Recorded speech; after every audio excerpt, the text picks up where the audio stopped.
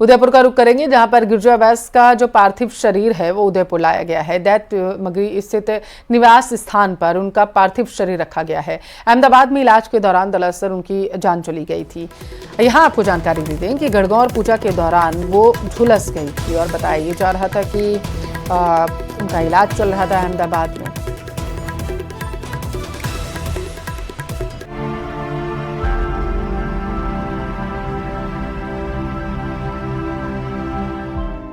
वरिष्ठ कांग्रेस नेता और पूर्व केंद्रीय मंत्री डॉक्टर गिरिजा व्यास का निधन हो गया। उन्होंने अहमदाबाद के जाइडस अस्पताल में अंतिम सांस ली।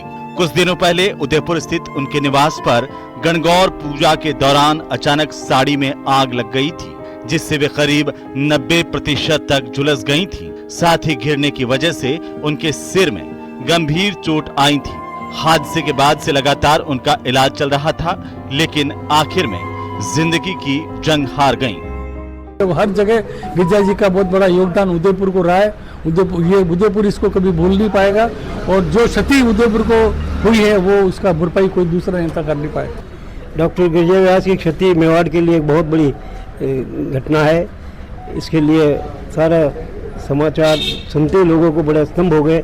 गिरिजा व्यास एक साधारण परिवार में पैदा हुई और शिक्षा के क्षेत्र में बहुत बड़ी रही है। इस मेवाड़ के अंदर एक कांग्रेस शून्य की तरह हो गई है। जिस ढंग से मेवाड़ की जो अभिभावक के रूप में उन्होंने जो काम किया है और जो हम कोई भी कांग्रेसी कार्यकर्ता का कोई भी दुख सुख होता था, ये घर गिरिजा व्यास हमेशा यहाँ पे रहती थी और जिस ढंग से वो चली गई है, आज कांग्रेस में शोक की लहर है। डॉक्टर व्यास दर्शन शास्त्र में पीएचडी थी और मोहनलाल सुखाड़िया विश्वविद्यालय में बतौर प्रोफेसर रहीं। उनका राजनीतिक करियर लंबा और प्रभावशाली रहा। उनकी राजनीतिक यात्रा में महिला अधिकारों और शिक्षा के क्षेत्र में उनके योगदान को विशेष रूप से याद किया जाता है। वे कई विकास परियोजनाओं में अहम भूमिका निभाने के लिए जानी जाती थीं और उनके काम ने राजस्थान की राजनीतिक और सामाजिक परिदृश्य को आकार देने में मदद की। 8 जुलाई 1946 को उदयपुर में गिरिजा व्यास का जन्म हुआ था।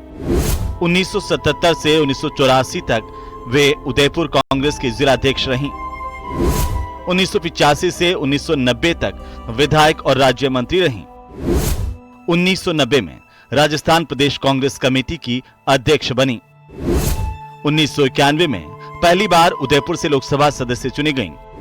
1991 से 1993 तक केंद्रीय सूचना एवं प्रसारण राज्य मंत्री रहीं।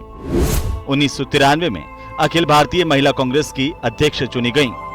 1996, 1999 और 2009 में लोकसभा की सदस्य चुनी गईं। 2013 से 2014 तक मनमोहन सिंह की सरकार में वे मंत्री रहीं। 2 बार राष्ट्रीय महिला आयोग की अध्यक्ष रह चुकी हैं। 2018 में आखिरी बार उदयपुर से उन्होंने विधानसभा चुनाव लड़ा। डॉक्टर गिरिजा व्यास का निधन भारतीय राजनीति और समाज के लिए एक बड़ी क्षति है। उनके संघर्षपूर्ण जीवन और समाज के प्रति उनके योगदान को हमेशा याद रखा जाएगा।